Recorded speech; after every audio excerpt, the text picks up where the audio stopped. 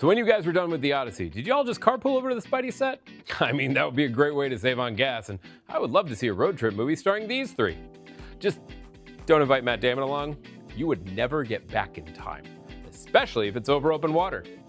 Let's talk about Spider-Man: Brand New Day.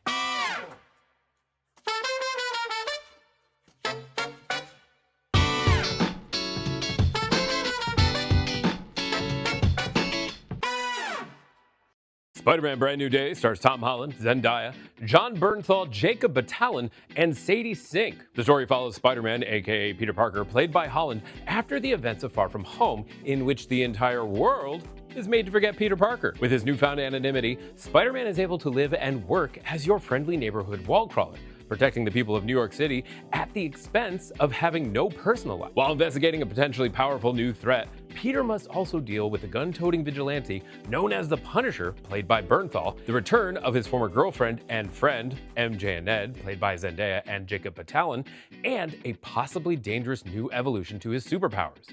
But hey, that's all in a day's work for your spectacular Spider-Man. To begin, this movie has a fun and intriguing premise, centered on a more isolated version of Peter Parker and Spider-Man that heavily leans into the constant working side of the wall crawler's life, ignoring his day-to-day personal life. Losing everyone that he has ever cared for, Peter drowns himself in his work, attempting to forget, just like everyone else, who he is and was. There is no Peter Parker anymore, only Spider-Man. It's a film about realizing that you must have balance in life, and the one super special thing about you does not define you. But if you were to let it, it could consume you, losing control over what life you have left. This is a pretty good message about maintaining that balance and leaning on those whom you love to find your way. Tom Holland does another great job here as Spider-Man. He carries the film as he should, with a natural likability and charisma that is needed for this role. Did you stretch? You a big stretcher?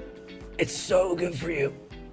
You ready? I have touched on this before, in which I have said that Maguire was really dorky, so he was a good Peter. Garfield was funny as hell, and he made a great Spider-Man. Holland is the best of both worlds, being a great blend of the awkward geeky kid and the quippy funny superhero that we all know and love. People are drawn to this character as it has been proven he is one of the most popular comic book heroes of all time. He may not be the strongest or the fastest, but his constant good-natured selflessness make people gravitate towards him. It is Spider-Man's greatest power, and Holland nails that feeling. I'm just a neighbor from across the hall.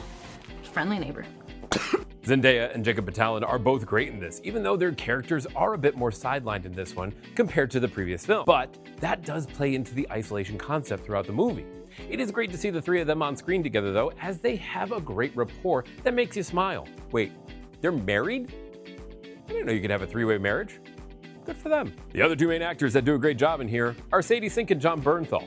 I'm not going to say too much else about Sink because of, well, you know, spoilers, but I will say that she's a great actress with some awesome credits to her name, and she is wonderful in this. On the other hand, we all know who Bernthal plays, and I have to say, I believe this is my favorite version of the Punisher since his debut season in Daredevil. Frank Castle is a stubborn, hard-headed jackass with a severe case of super brooding seriousness that is hard to break through. Bernthal can pull that off with ease, yet somehow in this film, he's super lovable. His relationship with Spider-Man absolutely makes this movie a must-watch, and they have a sibling-esque back and forth that you can't help but smile at. The hell, Frank? You just hit me with a van! Quit your whimpering.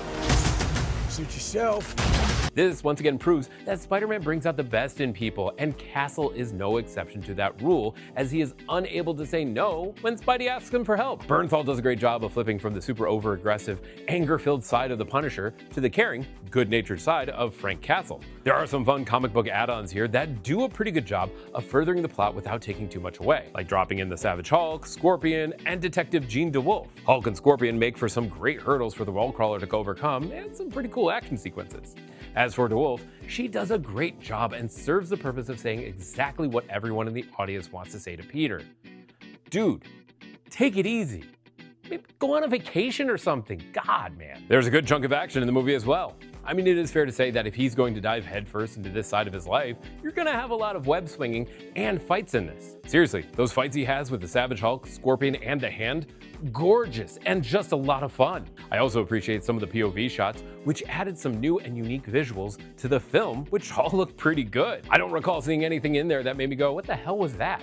Which means they either hit it well or took their time with it. I do have to say that while this movie is a lot of fun, it feels a little episodic in its nature. Like, this is just kind of a filler episode throughout a series where the real payoff will happen down the line. It's also pretty long. There's a lot going on here, and I understand that they wanted to throw all of it at the wall, but I think they could have trimmed it down to a 2-hour flick and had the same results. That being said, what would I trim? Yeah, I don't know. I still liked pretty much everything here, and maybe that was their issue as well. Spider-Man Brand New Day is a fun movie with another great turn from Holland and one from Bernthal that makes you want to see a buddy cop movie between the Punisher and Spidey. Actually, I guess this was one? Okay, I want another one. With some great action and intriguing plot and a good message about balancing a person's life, this one's going to get a comfort watch from me. I don't know if I need to outright own this, but I could see this as a good curl up on the couch and watch it again flick. Have you seen Spider-Man Brand New Day? Did you like it? Did you hate it? What's your favorite Spider-Man movie? Let me know in the comments down below, because I would love to hear from you. If you like this, please like, share, and subscribe to Podie Productions. My name is Ryan, and I hope you have a spectacular day.